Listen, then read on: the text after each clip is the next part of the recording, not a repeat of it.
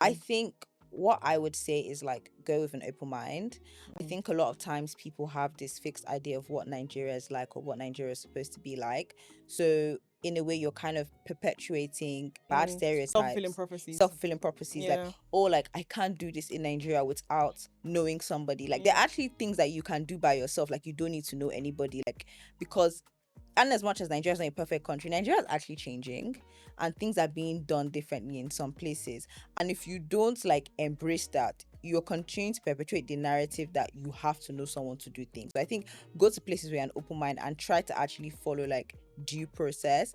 I think also learn that respect is very important. Like I think as someone that's like, might not be used to like greeting strangers or random people, you just feel like, oh, I just speak to people I know. Just Like, walk past yeah, there's anybody a very and big like respect culture, and I think it's interesting that like people complain about how, oh, that's a Nigerian thing. People need to come to the real world or whatever. But when you go to other countries, you actually think about, oh, how do they behave? Then you adapt to that behavior. Like, why don't you do the same in Nigeria? This is the cultural nuance of the place that you're in, and you need to basically reflect that behavior. Like, even I remember when I was working at the embassy, the handbook that they give to people when they start, it says, oh, people say good morning, good afternoon. People greet people here. Like, it's a normal thing. This is what they're telling people that they are coming even to the country. say They say it like yeah. that's what people do. So people have that understanding of when you go into a room, you see people, you greet people. So I think that's one thing I would say. I think another thing is community. Try and find community. I think for me, like one of my biggest sources of community was church.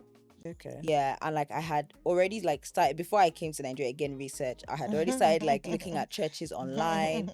I had written like a couple of churches down that I was going to try. The first church I ended up being my church, and that was church I stayed till I left Lagos, which I really liked.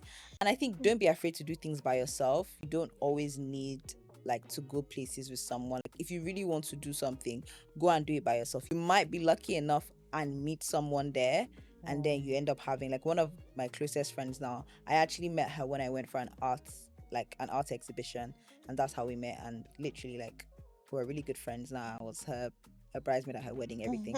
So yeah, I think like be open-minded.